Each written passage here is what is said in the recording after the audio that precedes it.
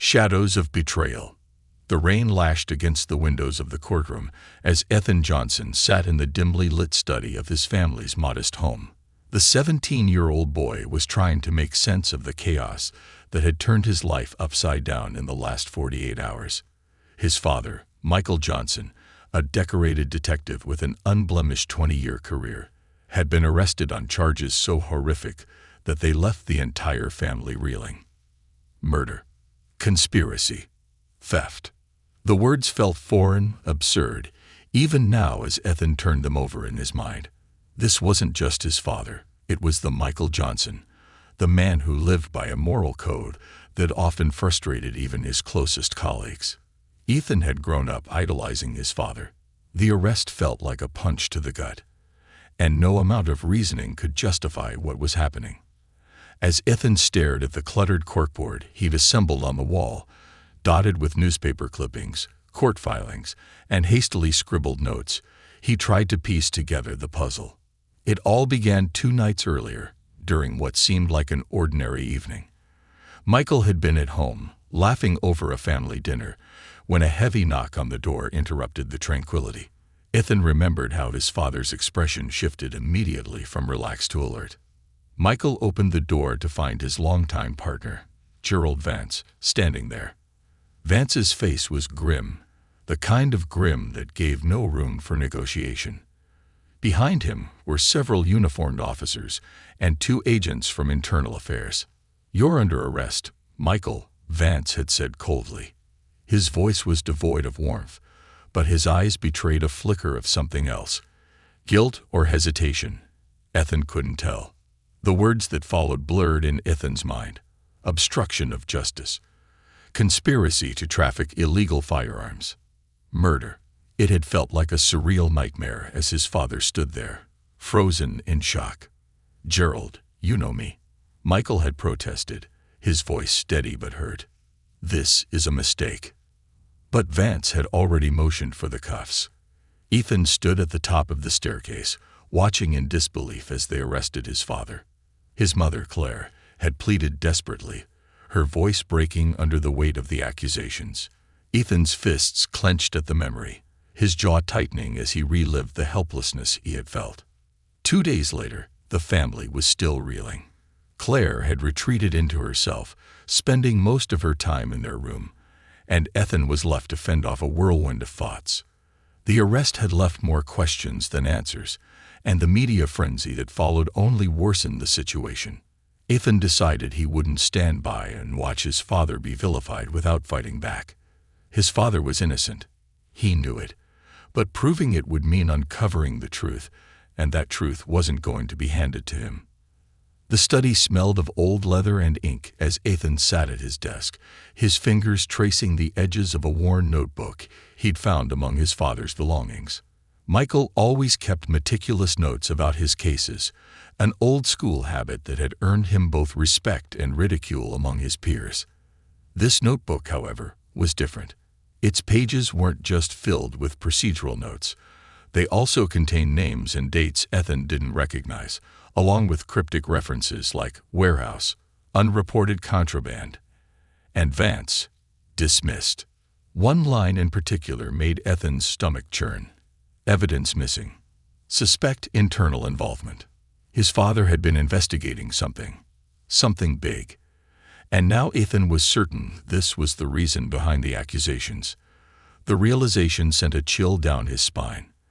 If someone powerful wanted to silence his father, then uncovering the truth wouldn't just be difficult, it would be dangerous. Determined to find answers, Ethan knew he couldn't do it alone. He reached out to Rachel Cortez, his father's former partner. Rachel had worked with Michael for years before being reassigned. She was one of the few people who truly understood his father's principles. Rachel's voice had been cautious when she answered his call. "Ethan, I heard about your dad. I'm so sorry." "Detective Cortez, my dad's innocent," Ethan said quickly. "I need your help to prove it." "Ethan, Rachel paused. "This case is messy. Gerald Vance has been leading it, and from what I've seen, the evidence is solid. Even if I wanted to help, I'd need more than your word." I found something, Ethan pressed. A notebook. My dad was investigating a case involving unreported contraband and missing evidence.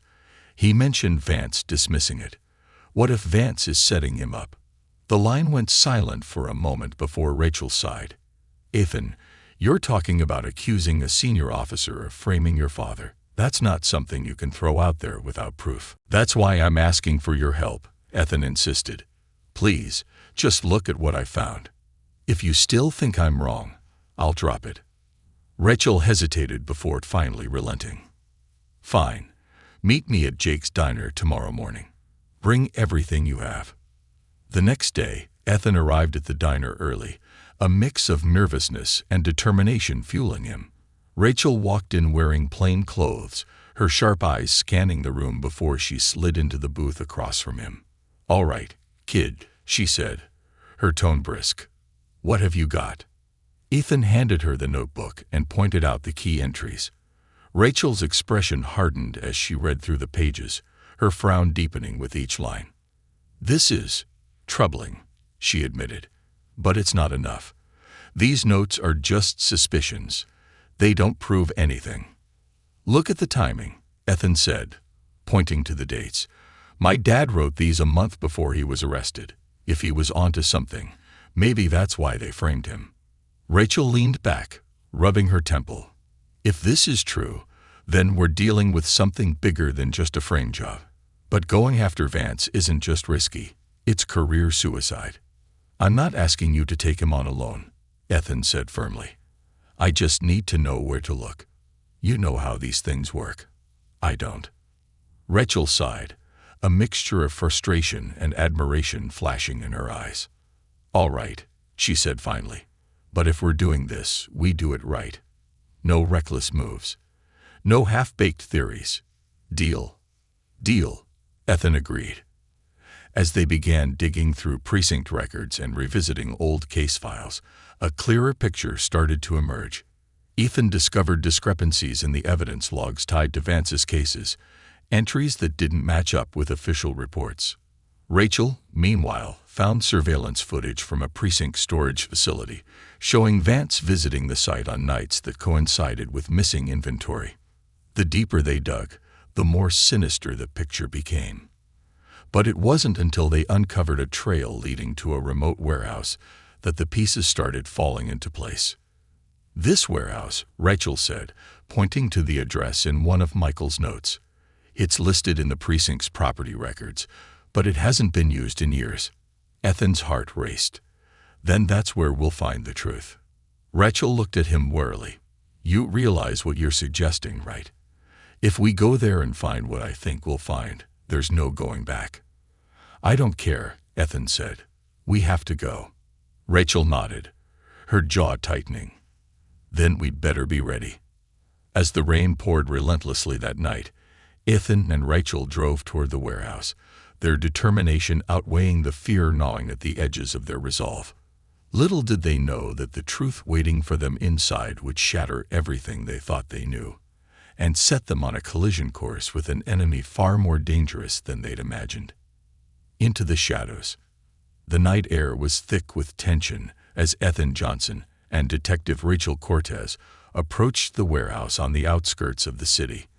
The rain, relentless as ever, pounded against the cracked pavement, drowning out all but the sound of their cautious footsteps.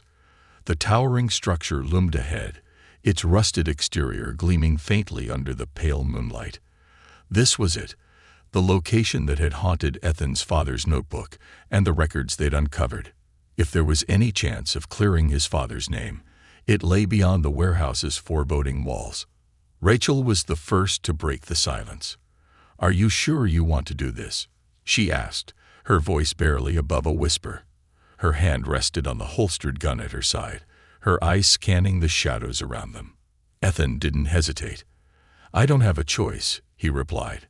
His voice was firm, but there was an undercurrent of fear he couldn't entirely suppress.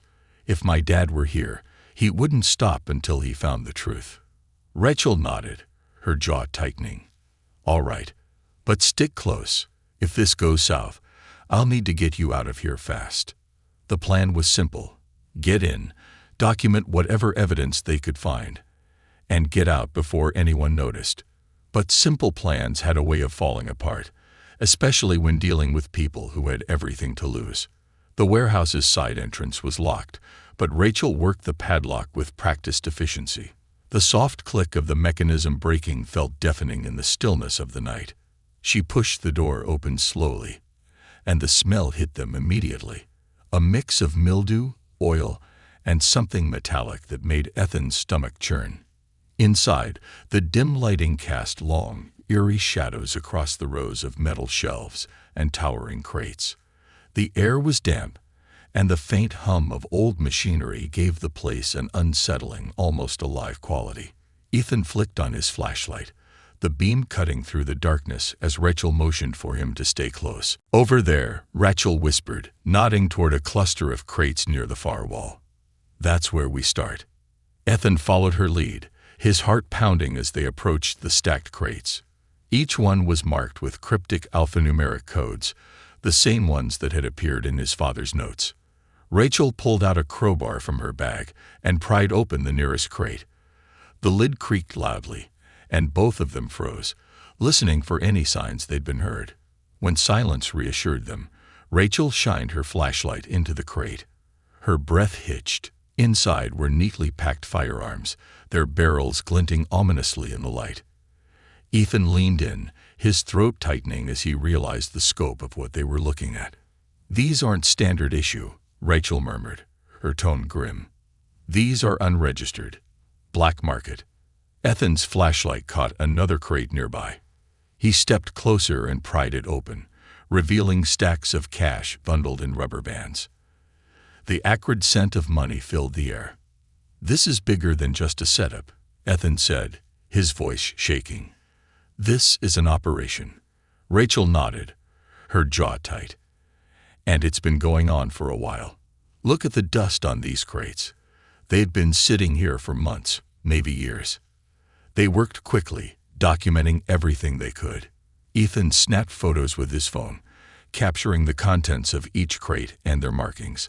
Rachel sifted through ledgers and papers scattered on a nearby desk, her expression growing darker with each discovery.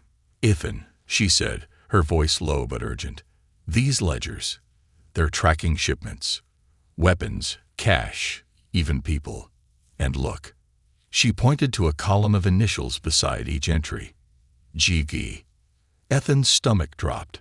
"Gerald Vance." Rachel nodded. "It lines up with the GPS data you found. He's been orchestrating this whole thing." Before they could process the weight of their findings, a faint noise broke the silence, a low metallic clang, like a door shutting somewhere deeper in the warehouse. Ethan froze, his breath catching in his throat. Rachel motioned for him to kill the flashlight, and they both crouched low, blending into the shadows. "Someone's here," Rachel whispered, her voice barely audible. Ethan's mind raced. Had they triggered an alarm, or had someone been watching the warehouse all along? The thought sent a chill down his spine. The footsteps grew louder, steady and deliberate. Rachel pulled out her gun, her eyes narrowing as she scanned the darkness. Ethan's heart hammered in his chest as he clutched his phone tightly, every instinct screaming at him to run. But he stayed rooted in place, knowing that any sudden movement could give them away. A flashlight beam swept across the room, narrowly missing their hiding spot behind a stack of crates. Two figures emerged from the shadows, their faces obscured by hooded jackets. One of them carried a clipboard, while the other had a weapon slung casually over his shoulder. "Check the inventory," one of them said, his voice gruff and impatient. "Boss wants everything accounted for before the next shipment." Ethan's mind raced. They couldn't stay hidden forever. If these men found them, they wouldn't hesitate to eliminate any witnesses. He glanced at Rachel, who gave him a barely perceptible nod. They needed a way out. Rachel motioned toward a set of metal stairs leading to a mezzanine above. She mouthed the words quietly and began moving, her steps silent as a shadow. Ethan followed, his heart in his throat with every creak of the old metal beneath his feet. From their vantage point, they had a clear view of the warehouse floor. The men moved methodically, checking crates and scribbling notes on the clipboard. One of them paused, shining his flashlight toward the open crates Ethan and Rachel had been investigating. "Someone's been here," he said sharply. The second man tensed, his hand going to his weapon. "Find them." Rachel grabbed Ethan's arm and pulled him further along the mezzanine, toward an emergency exit on the other side of the warehouse. The metal stairs groaned under their weight, and Ethan winced, praying the noise wouldn't give them away. "Up there," one of the men shouted. The flashlight beams swung toward them, and the sound of boots pounding against the concrete floor echoed through the warehouse. Rachel didn't hesitate. She raised her gun and fired a warning shot, the sharp crack splitting the air.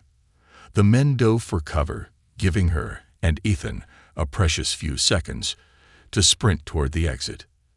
They burst through the emergency door and into the rain-soaked night. The cold air hit Ethan like a shock, but there was no time to stop. Rachel grabbed his arm, pulling him toward the tree line at the edge of the property. "Keep moving," she urged. Behind them, the men gave chase, their shouts barely audible over the rain. Ethan's lungs burned as he pushed himself to keep running, the adrenaline coursing through his veins, the only thing keeping him upright. They reached Rachel's car, parked under the cover of trees a block away. She shoved Ethan into the passenger seat and slid behind the wheel, slamming the door shut. The engine roared to life, and she floored the gas pedal, the tires skidding briefly before gaining traction. Ethan looked back, his chest heaving. The men had stopped at the edge of the warehouse property, their figures silhouetted against the dim glow of the building's lights. One of them raised a phone to his ear, and Ethan's stomach sank. "They're calling someone," he said, his voice trembling.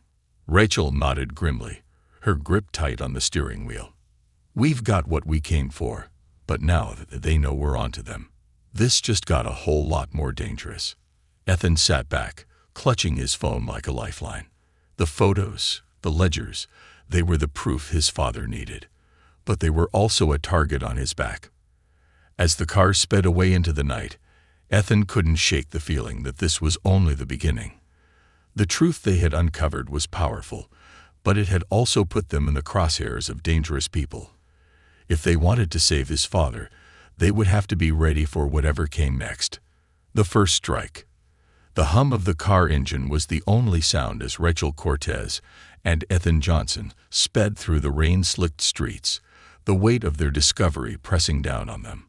The photos and ledgers they had uncovered at the warehouse were now secured in Rachel's laptop bag. Yet, the danger felt more palpable than ever. Ethan's mind raced with what they had seen: rows of unregistered weapons, bundles of cash, and personal effects of missing persons. His father's notebook had pointed them to the truth, but the reality of it was far darker than he had imagined. Rachel broke the silence, her eyes fixed on the road. "Ethan, listen to me," she said, her voice steady but urgent. "This isn't over. What we found is huge, but it's not enough to take down Vance or clear your dad's name. We need to connect him directly to this operation." Ethan turned to her, his face pale but resolute. "You saw the ledgers, Rachel. His initials are everywhere. The GPS data places him at the warehouse. What more do we need?" Rachel shook her head, gripping the wheel tighter. "Proof beyond a shadow of a doubt. Something the prosecution and the department can't ignore or explain away. Right now, all we have is circumstantial evidence. We need hard, undeniable facts." Ethan sighed, leaning back in his seat. "Then where do we start?" Rachel's eyes flicked to the rearview mirror, scanning for any signs of pursuit. "We start by laying low for a bit. If those men report back to Vance, he'll know we've been digging. And if he knows, he won't just sit back and wait for us to act." They reached Rachel's apartment, a modest, nondescript building on the edge of town. The rain had eased into a steady drizzle, but the tension between them remained heavy. Rachel parked the car in the underground lot and motioned for Ethan to follow her inside. The apartment was sparsely furnished, with neutral tones and minimal decor. Rachel locked the door behind them and immediately went to her desk, pulling out the laptop and spreading the evidence across the surface. "We're going to analyze everything," she said, her tone brisk. "Every detail from the ledgers, the photos, the GPS data. There's a pattern here. We just need to find it." Ethan sat down across from her, his exhaustion momentarily forgotten. He pulled out his phone and began scrolling through the photos he had taken at the warehouse. As he zoomed in on one of the ledgers, something caught his eye, a faint watermark on the corner of the page. "Rachel," he said, holding up his phone. "Look at this. There's a logo on the ledger. It's faint, but it's there." Rachel leaned over, narrowing her eyes. The watermark was a stylized emblem, a circular design with a set of initials. DFA. DFA, Rachel murmured, typing the letters into her laptop. "It's a company. Defense Freight Alliance. They're a logistics contractor that works with military and law enforcement agencies." Ethan frowned. What would a legitimate company have to do with an illegal operation like this? "That's what we need to find out," Rachel said, her fingers flying over the keyboard. She pulled up the company's website, which was polished and professional, but something about it felt off. Rachel clicked on a section titled Our Operations and began scanning the listed locations. "They'd got warehouses across the country," she said. "But look at this. There's no mention of the one we just came from." Ethan leaned closer, his brow furrowed. Could they be using the company as a front? "It's possible," Rachel said. "If Vance or whoever's behind this is tied to DFA, it would give them access to resources and cover for their activities." As they worked late into the night, the pieces of the puzzle began to take shape. Rachel uncovered contracts between DFA and the local police department, signed off by none other than Gerald Vance. The contracts were vague, citing operational support and logistical coordination, but the timing aligned perfectly with the rise in missing evidence and the trafficking activities. "This is it," Rachel said, her voice filled with both excitement and trepidation. "If we can link Vance to DFA's illicit operations, we'll have him." Ethan nodded, but his expression was troubled. "We need more than paperwork. We need someone who can testify, someone who's seen this operation from the inside." Rachel sighed, running a hand through her hair. "That's the hardest part. People involved in something like this don't talk, and if they do, they disappear." The room fell into a tense silence as the gravity of their situation sank in. The next morning, Ethan woke to the smell of coffee and the sound of Rachel pacing the living room. She was on the phone, her tone sharp and impatient. "Look, I just need access to the surveillance logs," she was saying. "I know it's not protocol, but this isn't a normal case." Ethan rubbed his eyes and sat up. Rachel ended the call with a frustrated sigh and turned to him. "That was a dead end," she said. "The precinct's surveillance footage from the night of the arrest conveniently went missing. No backups, no explanation." Ethan's jaw tightened. Someone's covering for him. Rachel nodded grimly. "But we're not done. There's someone I can reach out to. A confidential informant who used to run with one of the gangs Vance's operation supplies. If anyone knows what's going on, it's him." Later that day, they met the informant, a wiry man named Marcus, in a rundown diner on the outskirts of town. Marcus was jittery, his eyes darting around the room as if he expected someone to burst in at any moment. "You've got 10 minutes, he said, his voice low and anxious. "I don't want to be seen with cops." Rachel slid a folded wad of cash across the table. "We need information about the warehouse on 14th and Davis. Specifically, who's running the show." Marcus hesitated, glancing at the money before snatching it and shoving it into his pocket. "That place is bad news," he said. "Everyone knows to stay away from it. The guy running it, he's connected. High up. You mess with him, you end up in a ditch." "Who?" Rachel pressed. "What's his name?" Marcus leaned in, lowering his voice to barely a whisper. "Vance. Officer Gerald Vance. But he's not the one pulling all the strings. There's someone bigger backing him. Someone with resources. Who? Ethan asked, unable to keep the urgency out of his voice. Marcus shook his head. I don't know. But if you're smart, you'll walk away from this. People who dig too deep into Vance's business don't live to tell the tale. Rachel and Ethan exchanged a tense glance. Marcus's words confirmed their worst fears, but they also fueled their resolve. They were up against something far more dangerous than they had anticipated. That evening, as they reviewed everything they had gathered, Rachel's phone buzzed with an incoming call. She answered, her expression shifting to one of alarm as she listened. When she hung up, she turned to Ethan, her face pale. That was the precinct. Your dad's trial date just got moved up. Ethan's eyes widened. What? Why? Someone's pulling strings, Rachel said, her voice grim.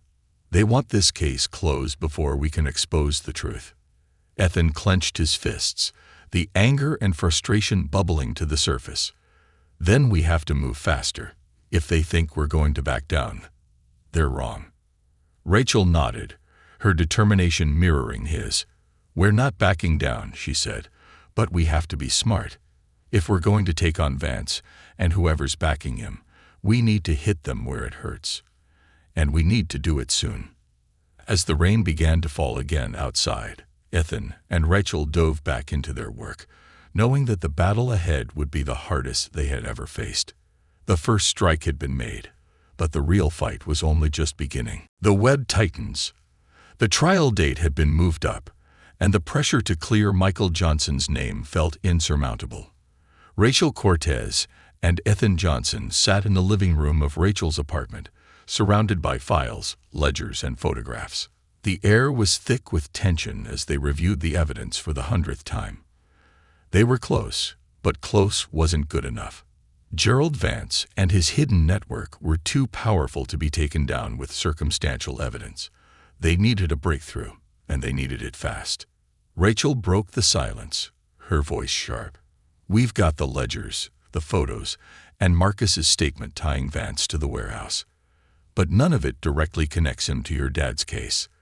The prosecution's going to argue that your dad acted alone, and Vance was just the officer who discovered the crimes. Ethan leaned forward, his hands clenched into fists. That's why we need to find the missing link. There has to be something tying Vance to the fabricated evidence against my dad. Rachel nodded, her expression grim. We have to dig deeper into Vance's connections. The informant said there's someone backing him, someone with resources. If we can figure out who that is, it might lead us to the proof we need. Ethan's eyes lit up with determination. Let's start with Defense Freight Alliance. The ledgers and the warehouse tie them to this operation. If they're involved, we need to find out how. Rachel and Ethan spent hours combing through public records, contracts, and financial filings connected to DFA. The deeper they dug, the more they realized that the company was a labyrinth of shell corporations and subsidiaries. Rachel's expertise as a detective shone as she pieced together the web of entities, while Ethan's tech skills allowed him to cross-reference addresses, dates, and personnel. Finally, Rachel's fingers froze over her keyboard. Gotcha, she muttered. What is it? Ethan asked, leaning over her shoulder. Rachel pointed to a document, a contract between DFA and a logistics firm that provided specialized security services. One name stood out, Ezekiel Thorne. Ethan frowned. Who's Ezekiel Thorne? Rachel's jaw tightened. A former military contractor turned private security mogul. He's been implicated in black market deals before, but nothing's ever stuck. He's also a known associate of Vance. Ethan's stomach churned. You think he's the one backing Vance? Rachel nodded. If Thorne is involved, it explains the scale of the operation. He has the resources, the connections, and the motive. But we need to prove it. The next step was risky. Rachel and Ethan decided to track Ezekiel Thorne's movements and see if they could find any direct connection between him and the warehouse. Rachel called in a favor from a contact at the DMV and obtained Thorne's vehicle registration records. One of his cars, a sleek black SUV, had been flagged near the warehouse multiple times in the past 6 months. "That's our lead," Rachel said, her tone decisive.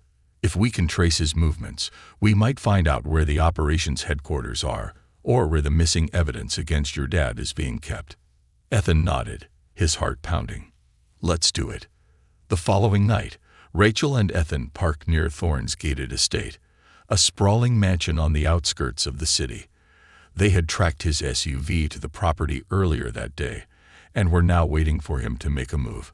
The tension in the car was almost unbearable as they watched the security cameras and guards patrolling the grounds. "Are we really doing this?" Ethan asked, his voice tinged with both fear and determination. Rachel glanced at him, her expression steely. "We don't have a choice. If Thorne's tied to this, we need to know." Hours passed before the SUV finally emerged from the estate. Rachel started the car, keeping a safe distance as they tailed it through the city. The vehicle weaved through side streets and industrial areas before pulling into a private airstrip. Rachel parked a block away, her eyes narrowing. "An airstrip? That's not suspicious at all." Ethan grabbed a pair of binoculars from the glove compartment and focused on the airstrip. Thorne exited the SUV and greeted a man in a tailored suit, flanked by 2 other men who looked like hired muscle. Ethan's pulse quickened as he recognized one of the men. It was Gerald Vance. "It's him," Ethan whispered. "Vance is here." Rachel tensed. "This is it. We need to document everything." Ethan snapped photos with his phone, capturing the exchange between Thorne and Vance. The men were too far away to hear, but their body language suggested a serious discussion. Vance handed Thorne a file, and Thorne nodded, gesturing toward a nearby plane. Rachel's eyes narrowed. "They're moving something. We need to know what's in that file." Ethan's hand shook as he continued taking photos, his heart pounding with every click of the camera. The men finished their discussion, and Thorne boarded the plane while Vance returned to the SUV. The plane's engines roared to life, and within minutes it was airborne, disappearing into the night sky. "We need to follow Vance," Rachel said, starting the car. They tailed the SUV as it drove back into the city, eventually pulling into an underground parking garage beneath a nondescript office building. Rachel and Ethan parked a safe distance away and watched as Vance exited the vehicle, carrying the same file he had given to Thorne. "He's delivering it to someone," Rachel said, her voice tense. "We need to see where he's going." The office building was heavily secured, with cameras monitoring every entrance. Rachel and Ethan decided to split up. Rachel would try to hack into the building's surveillance system from a nearby cafe, while Ethan would attempt to get closer and see if he could overhear anything. Ethan's nerves were on edge as he slipped into the parking garage, keeping to the shadows. He followed Vance at a safe distance, careful not to make a sound. Vance entered an elevator, and Ethan noted the floor number before retreating to a corner to wait. Minutes later, Rachel's voice crackled through the small earpiece she had given him. "Ethan, I'm in." The cameras show Vance on the 12th floor, meeting with someone in an office. "I'm trying to get audio, but the system's old. It might take a minute." Ethan's heart raced as he pressed himself against the wall, listening intently. He could hear faint voices from the elevator shaft, but couldn't make out the words. Rachel's voice came through again, more urgent this time. "Ethan, I've got audio.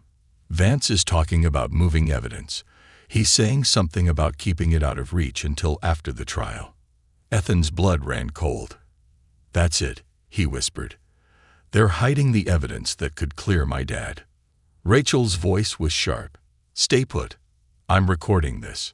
Before Ethan could respond, the sound of footsteps echoed through the parking garage. He turned to see 2 security guards heading his way, their flashlights cutting through the darkness. "Hey, you! Stop!" one of them shouted. Ethan's adrenaline surged. He bolted toward the exit, his heart pounding as the guards gave chase. He sprinted up the ramp, his lungs burning, and burst out onto the street. Rachel's car screeched to a stop in front of him, and she flung the door open. "Get in," she shouted. Ethan dove into the passenger seat, and Rachel floored the gas pedal, leaving the guards behind. Ethan's chest heaved as he struggled to catch his breath, his mind racing with everything they had just uncovered. "Did you get it?" he asked, his voice shaky. Rachel nodded, her expression grim. "I got the recording. It's enough to prove they're hiding evidence, but it's not enough to clear your dad yet. We need to find out where they're keeping it." Ethan clenched his fists, his resolve hardening. "Then we keep going, whatever it takes." Rachel glanced at him, her eyes filled with both worry and admiration. "All right," she said, "but we have to be smart. Vance and Thorne know we're close. They won't stop until we're out of the way." As the city lights blurred past them, Ethan knew they were running out of time. The trial was looming, and the enemy was closing in. But for the first time, he felt a glimmer of hope. They had struck a blow, and they weren't backing down. Breaking the chain.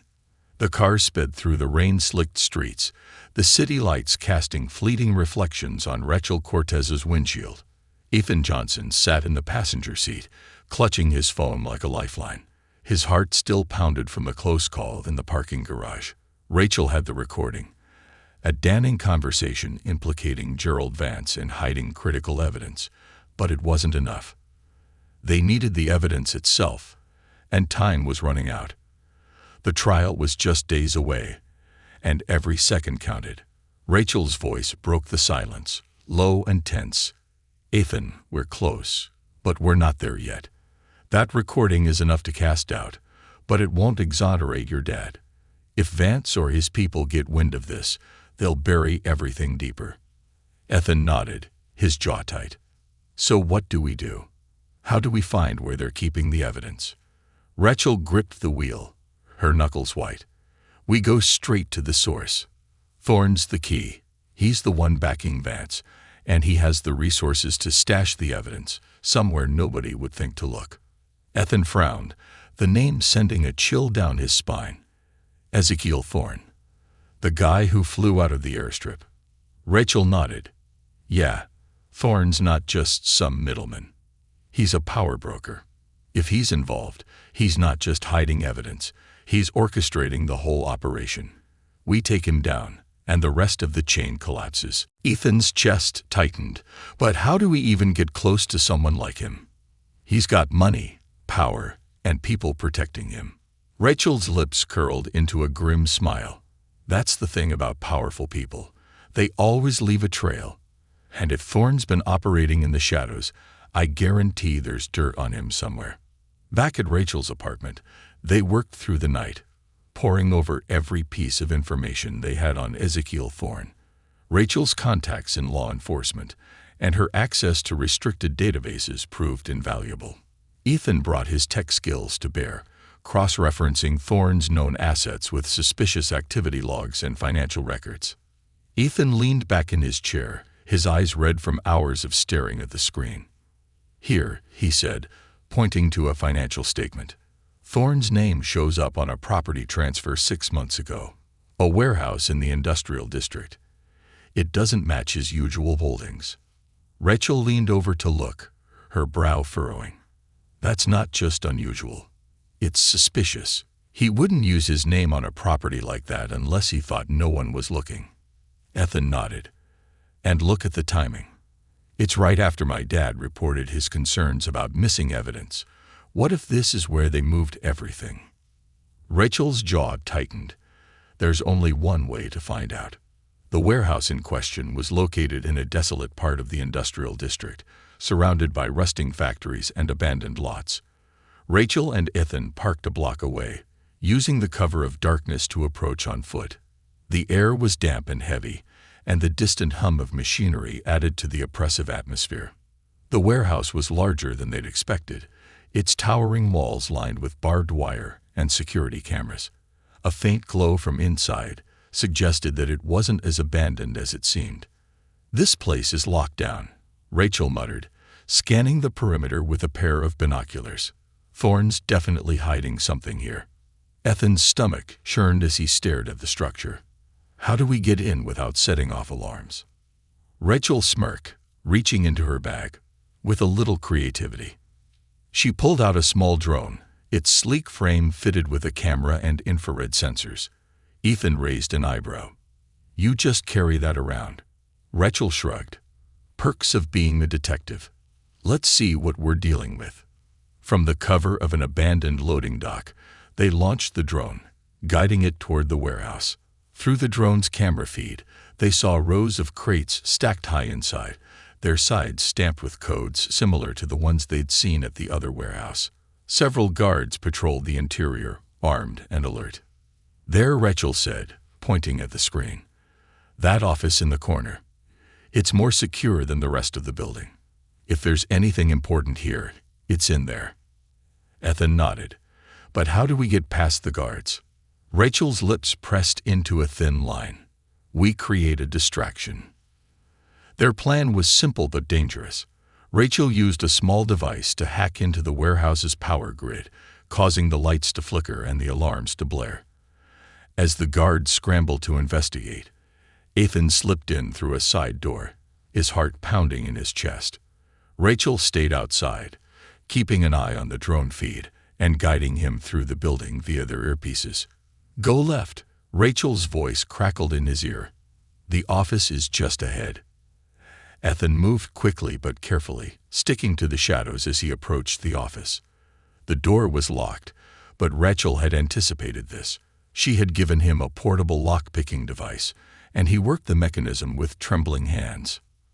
"Hurry up, Ethan," Rachel urged. "The guards are getting suspicious." Finally, the lock clicked, and the door swung open. Ethan slipped inside, his breath catching as he saw the room's contents. Filing cabinets lined the walls, and a large desk held several open ledgers, stacks of papers, and a laptop.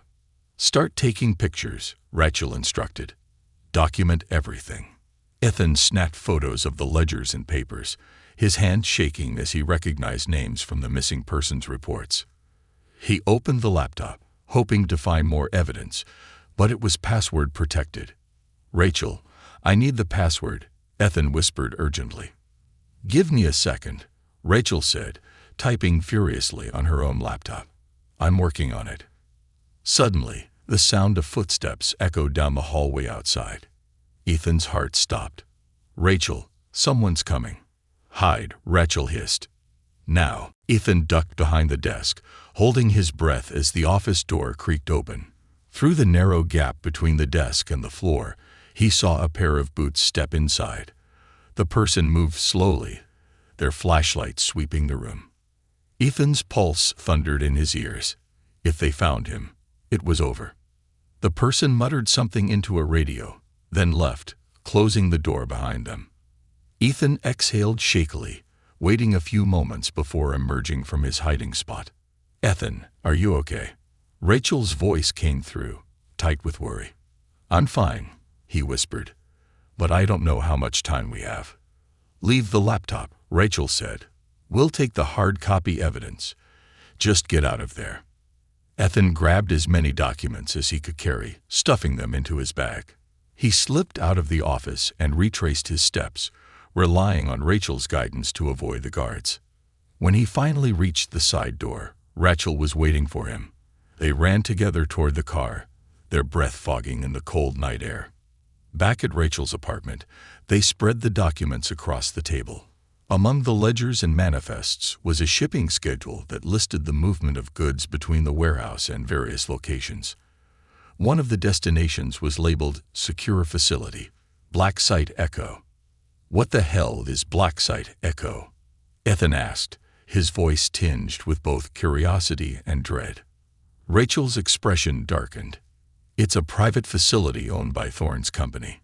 If the evidence we're looking for isn't here, it's there." Ethan's fists clenched. "Then that's where we're going." Rachel looked at him, her eyes filled with both determination and concern. "Ethan, this isn't just dangerous. If we're caught, there's no coming back from it." Ethan met her gaze, his voice steady. "I don't care. My dad's life is on the line. We have to finish this." Rachel nodded, her resolve hardening. "Then we better be ready." As the first rays of dawn broke through the window, they prepared for the final stage of their mission. The web was tightening, and the stakes had never been higher. But for the first time, they felt like victory was within reach. All they needed was one final push. The final reckoning. The sun hung low on the horizon, casting long shadows across the desolate road leading to the infamous Black Site Echo. Rachel Cortez and Ethan Johnson sat in her car, parked a mile away from the facility, reviewing their plan one last time. The documents they had recovered from the warehouse pointed to this location as the hub where Ezekiel Thorne and Gerald Vance stored their most sensitive and damning evidence. It was their last hope to clear Michael Johnson's name before the trial, now less than 48 hours away. "This is it," Rachel said, her voice steady but low. "If we don't find something concrete here, we'll have nothing left to fight with in court." Ethan nodded, his face pale but resolute. "We'll find it. We have to." Rachel gave him a long look, her expression softening. "Listen, kid, if something happens to me in there, you run. Don't try to play hero." Ethan's jaw tightened. "You don't have to protect me, Rachel. We're in this together." Rachel sighed, a mix of admiration and exasperation flashing in her eyes. "Just don't do anything stupid." The approach to Black Site Echo was harrowing. The facility was heavily guarded, with armed personnel patrolling the perimeter and surveillance cameras sweeping the area. Ethan and Rachel had parked a safe distance away and approached on foot, using the dense foliage for cover. Rachel carried a small duffel bag filled with tools, a lock-picking set, a signal jammer, and other items she had borrowed from her precinct's evidence locker. Ethan carried the documents they'd retrieved from the warehouse, their only leverage if things went wrong. "Stay low," Rachel whispered, motioning for Ethan to follow her. "The cameras have blind spots near the loading dock. That's our way in." They crept through the shadows, timing their movements with the patrols. Every step felt like a lifetime, the tension mounting with each passing second. When they reached the loading dock, Rachel quickly jammed the nearby camera with a handheld device and picked the lock on the service door. The interior of the facility was stark and sterile, its walls painted a cold, unwelcoming gray. The air smelled faintly of disinfectant, and the fluorescent lights cast an unnatural glow. Rachel motioned for Ethan to stay close as they moved through the maze-like corridors. "According to the shipping manifest," Rachel whispered, "the evidence should be in the storage wing. It's labeled as restricted access." The storage wing was heavily secured, with a keypad and biometric scanner guarding the entrance. Rachel examined the lock, her brow furrowing. "This is high-end. I can bypass the keypad, but the biometric scanner's going to be a problem." Ethan's mind raced as he scanned the area. His eyes fell on a nearby guard station, where an armed officer was seated, his attention divided between a monitor and his phone. Ethan's pulse quickened. "What if we take his credentials?" Rachel gave him a skeptical look. "And how do you propose we do that?" "Politely ask him to hand them over." "No," Ethan said, an idea forming in his mind. "We distract him." Rachel created the diversion, setting off an alarm in another part of the facility using the signal jammer. The guard bolted from his station, leaving the monitor unattended. Ethan slipped in, his heart hammering as he grabbed the guard's ID card and returned to Rachel. "Got it," he said, handing her the card. Rachel nodded, a faint smile tugging at her lips. "Not bad, kid." She used the card to bypass the keypad, and the biometric scanner lit up. "Now for the tricky part," she muttered, pulling a thin plastic strip from her bag. She carefully pressed it against the scanner, mimicking a fingerprint. After a tense moment, the lock clicked open. The storage wing was vast, its shelves lined with crates, documents, and hard drives. Rachel and Ethan moved quickly, searching for anything tied to Vance or Thorne. Ethan's flashlight beam caught a file cabinet labeled Operations Archive.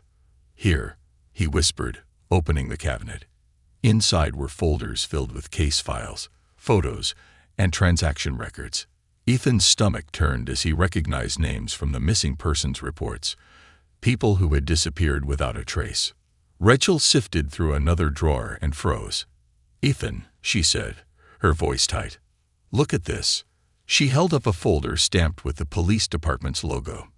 Inside were fabricated reports, all bearing Michael Johnson's name. The evidence against him had been meticulously planted, right down to the fake emails and falsified financial transactions. "This is it," Ethan said, his voice trembling. "This proves my dad was framed."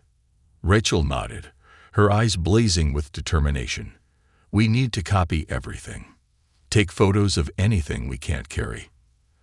As they worked, the sound of approaching footsteps echoed through the corridor. Rachel tensed, grabbing her gun. "They're coming," she whispered. "We need to move." Ethan stuffed the last of the documents into his bag, his hands shaking. "What do we do?" Rachel scanned the room, her mind racing. "There's an emergency exit at the back of the wing. If we can get to it." The door burst open, and 2 guards stormed in, guns drawn. "Freeze!" one of them barked. Rachel fired a warning shot, and chaos erupted. Ethan ducked behind a crate as bullets ricocheted off the metal shelves. Rachel moved with precision, taking down one of the guards with a well-placed shot while using the shelves for cover. "Ethan, go," she shouted. "Get to the exit." Ethan hesitated, fear and adrenaline warring within him, but Rachel's voice cut through the chaos. "Go. Now." Ethan sprinted toward the emergency exit, clutching the bag of evidence. He burst through the door and into the night, the cool air hitting him like a shock. He turned back, his chest heaving, and saw Rachel emerge moments later, her face pale but determined. "Come on," she yelled, grabbing his arm and pulling him toward the tree line. The sound of shouting and sirens filled the air as more guards swarmed the area. Rachel and Ethan ran for their lives, zigzagging through the trees to avoid being spotted. They reached Rachel's car, and she floored the gas pedal, the tires screeching as they sped away. Back at her apartment, they spread the evidence across the table, their faces lit with a mixture of exhaustion and triumph. The files and photos painted a damning picture. Vance and Thorne had orchestrated an elaborate trafficking operation, using the police department as a cover. Michael Johnson's name had been smeared to protect their scheme, and the fabricated evidence against him was all here. "This is it," Rachel said, her voice soft. "This will clear your dad's name." Ethan nodded, his eyes filled with gratitude. "We did it." But Rachel's expression darkened. "Not yet. We still have to get this to the court, and Vance and Thorne won't let this go without a fight." The trial began the next morning, the courtroom packed with reporters, officers, and spectators. Michael Johnson sat at the defense table, his face weary but hopeful. Ethan and Rachel entered with the evidence, drawing gasps and murmurs from the crowd. As the prosecution presented its case, Rachel stepped forward, her voice clear and commanding. "Your Honor, the defense has new evidence that proves Michael Johnson's innocence and exposes a conspiracy within the department." The judge reviewed the files and nodded gravely. "Proceed." Rachel detailed the operation, presenting the photos, files, and recording as the courtroom watched in stunned silence. Vance's face turned ashen as the truth unraveled before him. In the end, the evidence was undeniable. Michael Johnson was exonerated, and Vance and Thorne were arrested. The crowd erupted in applause as Ethan embraced his father, tears streaming down his face. "You never gave up on me," Michael said, his voice choked with emotion. Ethan smiled through his tears. "You taught me that." As they walked out of the courtroom into the sunlight, Ethan felt a weight lift from his shoulders. The fight had been long and harrowing, but justice had prevailed, and for the first time in weeks, he allowed himself to hope for the future.